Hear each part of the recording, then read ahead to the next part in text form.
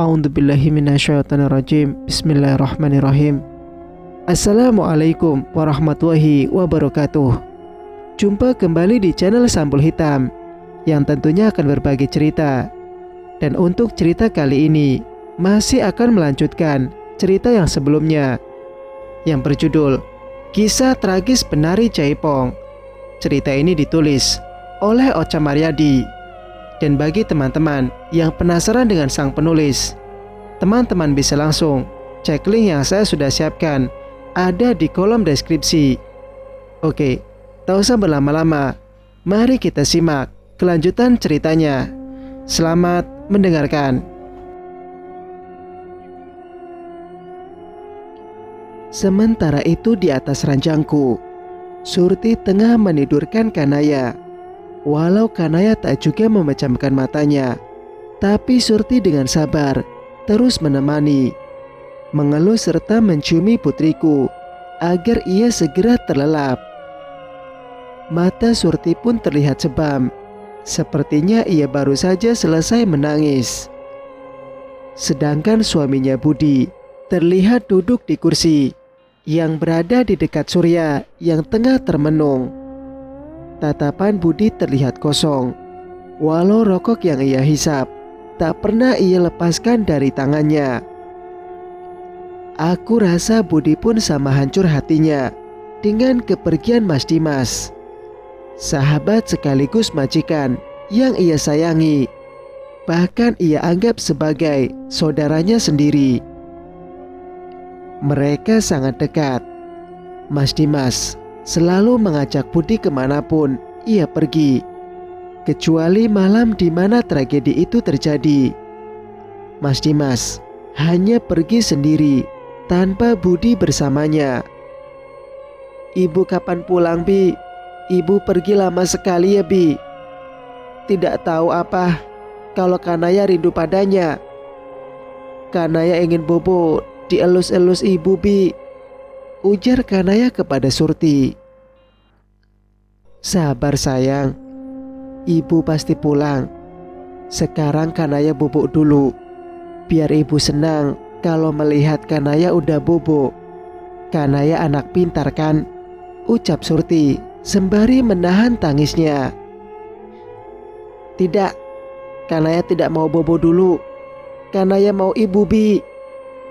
Kanaya terus meracau, membuat Surti tidak mampu menjawabnya lagi. "Kanaya sayang, Kanaya anak pintar kan? Ibu pasti tidak suka melihat Kanaya belum bobok malam-malam begini.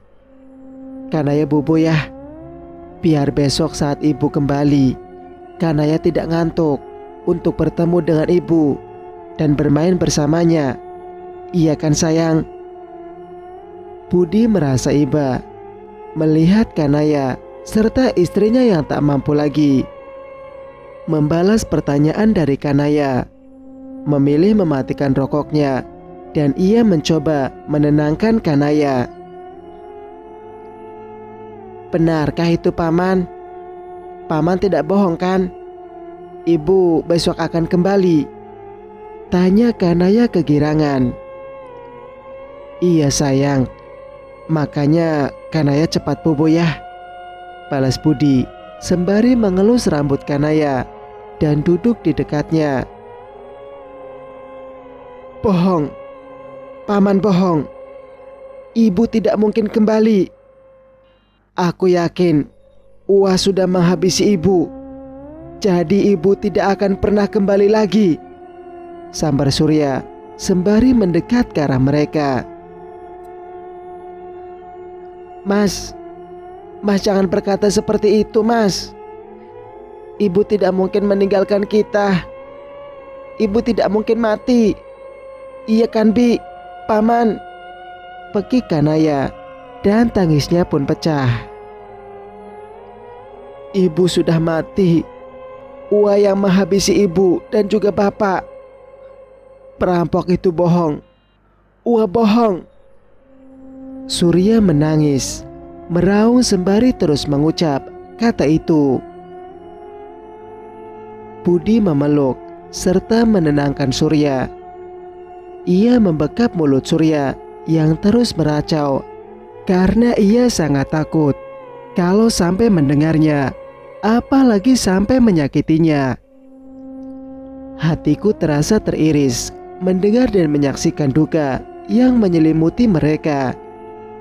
Apalagi melihat kedua anakku yang terguncang jiwanya setelah kepergianku dan juga Mas Dimas. Aku merasa menyesal. Kalau saja aku menuruti permintaan Kanaya untuk tidak pergi ke pementasan itu, mungkin semua itu tidak akan pernah terjadi. Kami pasti masih bersamanya, bersama Kanaya dan juga Surya, dan Mas Dimas pun tidak mungkin terbunuh. Kuputuskan untuk tidak kembali ke Alas Roban malam ini.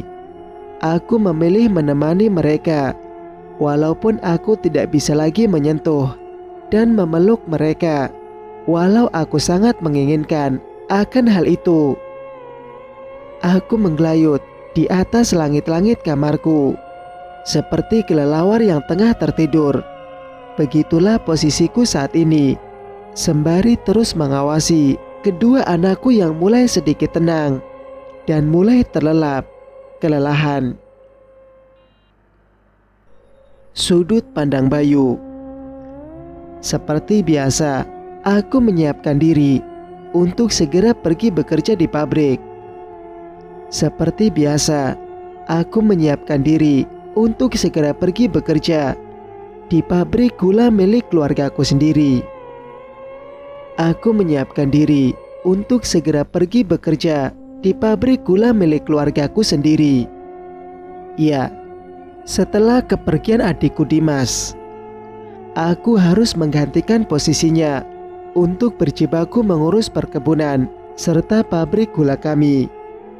Banyak sekali hal yang aku tak mengerti, masalah yang harus aku kerjakan di pabrik.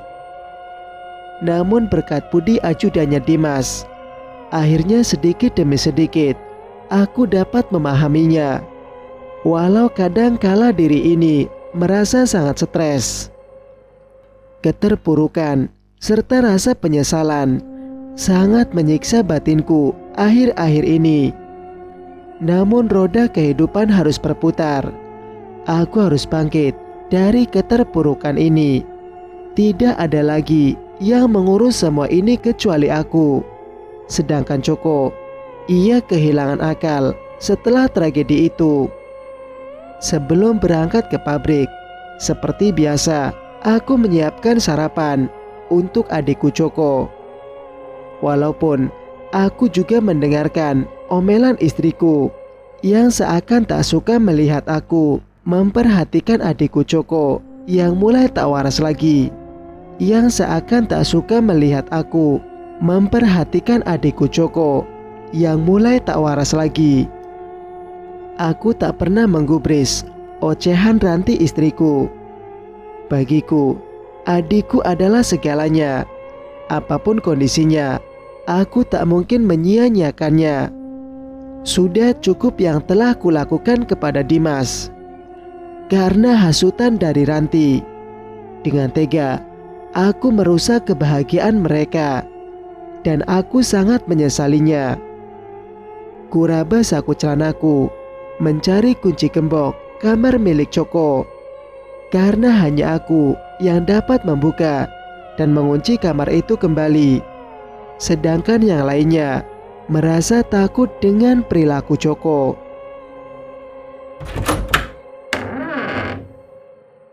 Hah, Joko! Jantungku seakan terlepas dari tempatnya ketika aku melihat pemandangan yang ada di depanku. Mataku terbelalak, tubuhku gemetar, dan kakiku seakan lumpuh. Sungguh mengerikan, dan tak pernah aku menginginkan, dan tak pernah aku inginkan pemandangan ini. Kamar Joko terlihat berantakan, dengan darah yang berserakan di mana-mana, disertai bau anyir yang amat menyeruak, membuat perut seakan terkocok. Pelan-pelan ku dekati Joko yang tergeletak di atas kasur dengan posisi terlentang dipenuhi darah yang terus mengalir dari tubuhnya. Joko terlihat tak bergerak. "Ah, Joko!" Rasa mual tak tertahankan lagi ketika aku berhasil melihatnya dari jarak dekat. Pemandangan mengerikan. Mayat Joko terbelah menjadi dua, dengan organ di dalamnya yang terlihat hancur dan tak berbentuk lagi. Dengan organ dalamnya yang terlihat hancur tak berbentuk lagi, sedangkan alat vitalnya hilang entah kemana. Siapa yang tega melakukan ini? Tidak pernah aku ampuni orang yang telah berani melakukan ini kepada adikku satu-satunya, Joko. Air mata tak terbendung lagi. Aku berlari ke arah sudut tembok, menjambak rambutku sendiri, dan beberapa kali menampar pipiku sendiri. Aku tidak ingin ini. Aku berharap semua ini hanya mimpi. Sungguh malang nasibmu, Joko. Inikah balasan atas perbuatan kita? Tidak. Tidak. Joko. Joko. Aku terus menampar diriku sendiri, sembari menjerit memanggil nama adikku. Mendengar kegaduhan ini, Ranti yang sedari tadi merasa penasaran dengan apa yang terjadi kepadaku dan juga Joko, memilih menemui kami. Dengan cepat, Ranti berlari ke arah kamar Joko. Dan setelah sampai di kamar Joko, Ranti tak kalah terkejutnya melihat pemandangan ini. "Hah, Joko! Ah!" Ranti menjerit histeris setelah melihatnya. Semua yang ada di rumah berhamburan menuju kamar Joko. Mereka amat terkejut melihatnya. Mereka heran siapa yang dengan brutal membunuh Joko. Sedangkan pintu dan jendelanya pun terkunci saat aku datang. Dan posisi goloknya pun berada dalam genggamannya sendiri. Bunuh diri? Sepertinya itu tidak mungkin. Aku rasa ada yang sengaja membunuhnya. Dan orang itu amatlah pintar memasuki ruangan yang terkunci. Kabar kematian Joko menggegerkan penduduk kampung. Mereka amat terkejut dengan kondisi mayat Joko yang seperti itu. Bahkan pihak kepolisian dibuat kewalahan mendalami kasus ini. Mereka tak menemukan jejak pembunuhan Joko, karena yang tertinggal hanyalah sidik jari Joko sendiri. Namun mereka tak percaya. Mana mungkin orang yang bunuh diri bisa mengerikan seperti itu.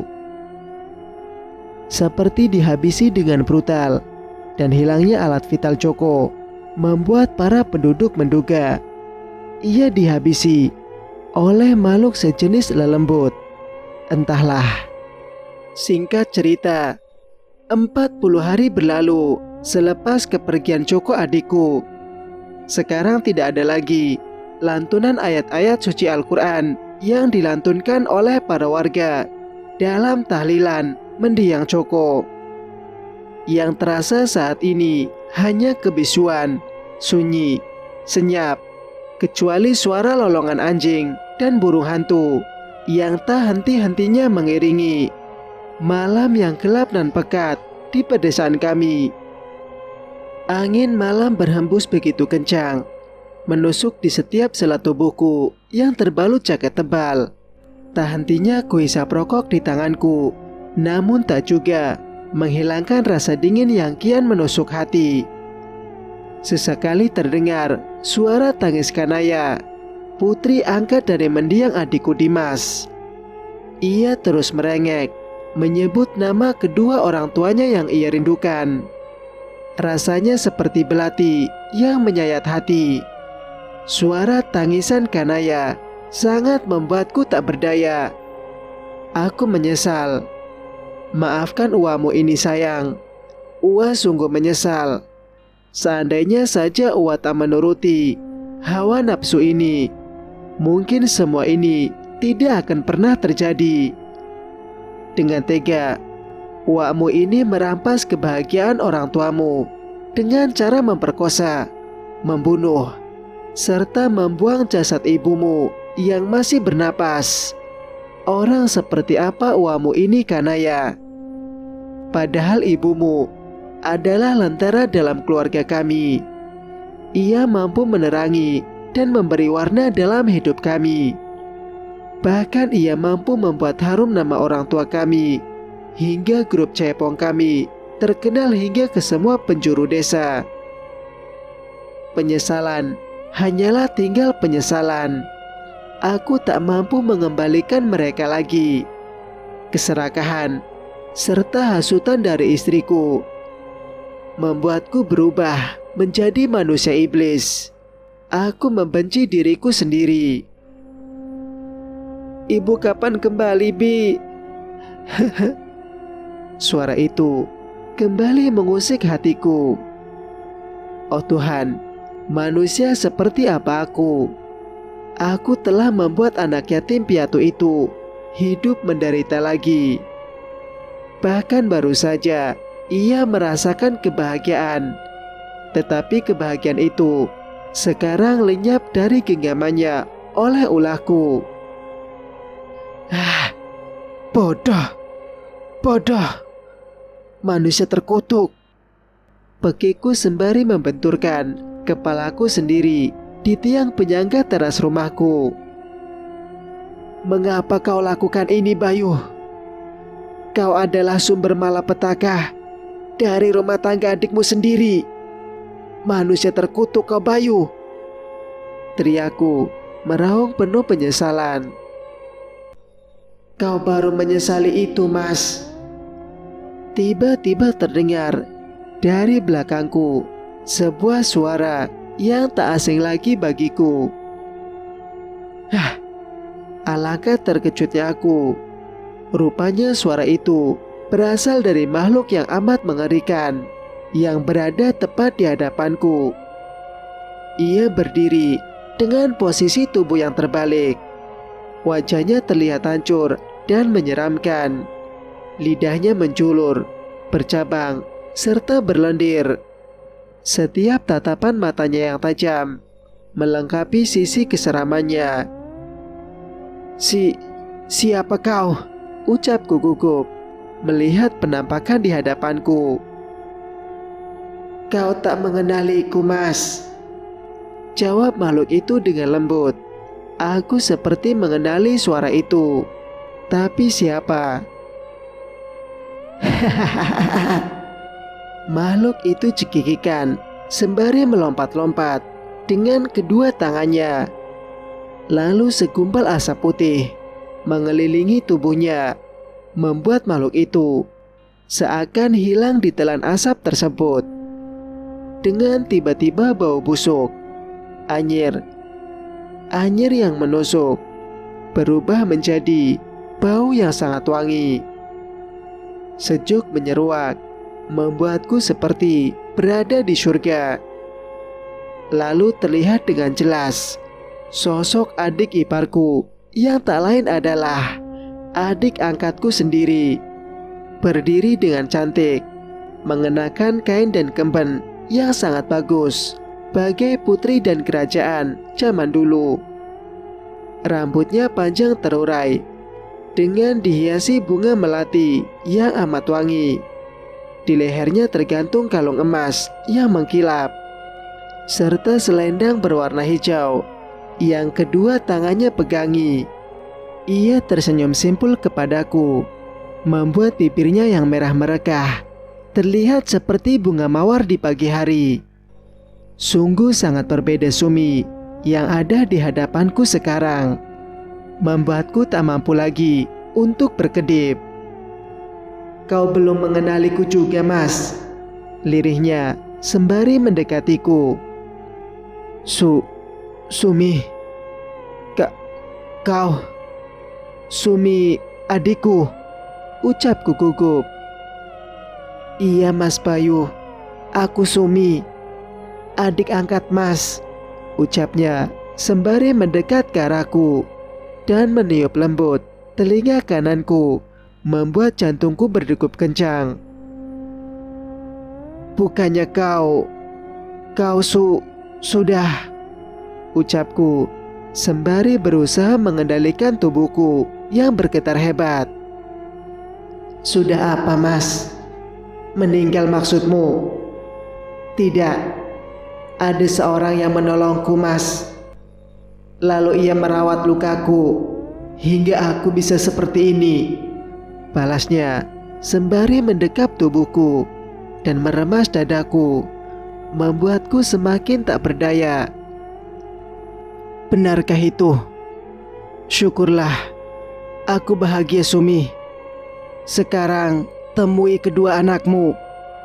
Mereka terus merengek menyebut namamu, pungkasku, mencoba meredam hawa nafsuku yang kian tak beraturan.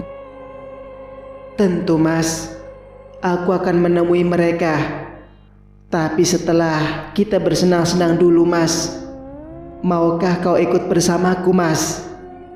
Aku akan membangkitkan keperkasaanmu dan memanjakanmu Mas, bisiknya, dan ia dengan sengaja menjulurkan lidah dan memainkannya di telingaku.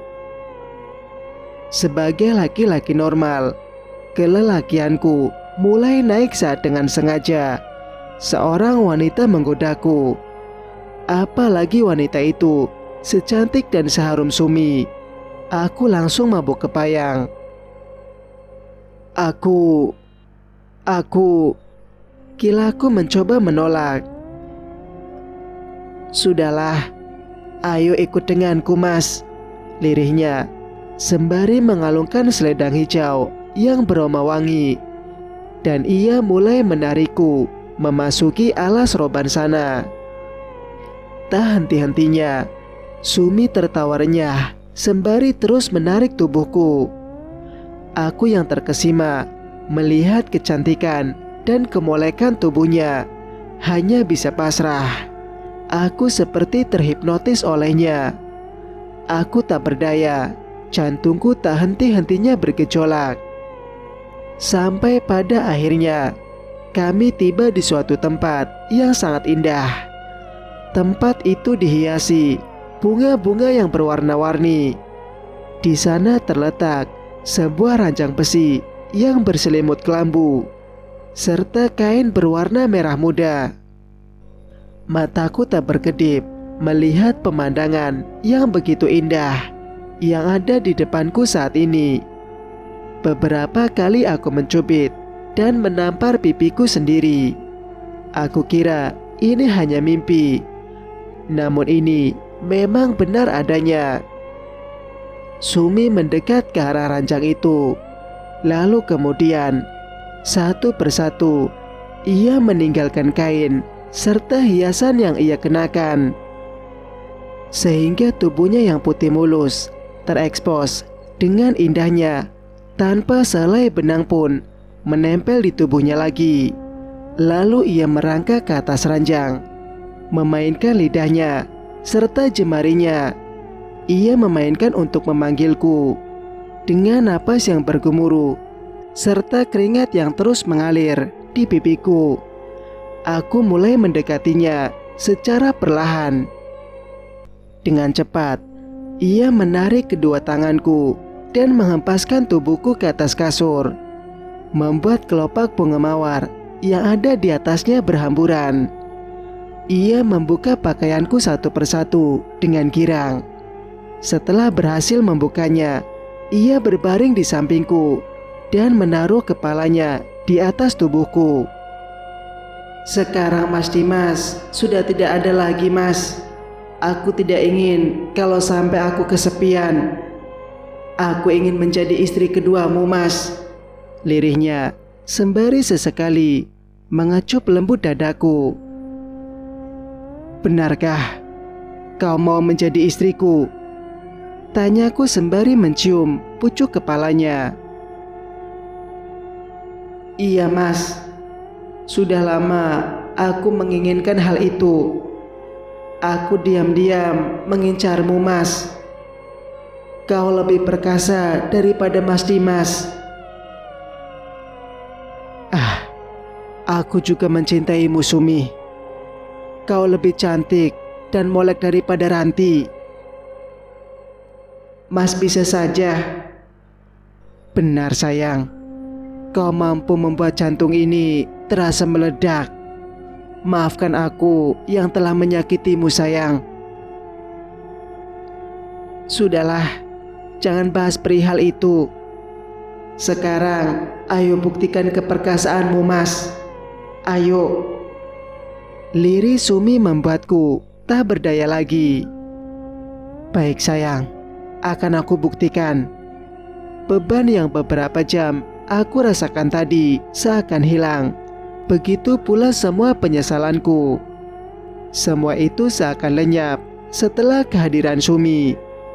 Aku tidak peduli lagi dengan rasa itu. Hatiku amat bahagia karena sebentar lagi akan memperistri wanita secantik Sumi. Aku akan menjadi saudagar yang sangat kaya raya, memiliki 2 istri yang sangat cantik. Namun jika Ranti meradang dengan hubungan kami, aku dengan senang hati menceraikannya, asal aku dapat memperistri wanita secantik Sumi. Hampir 1 jam aku bermain dengan Sumi.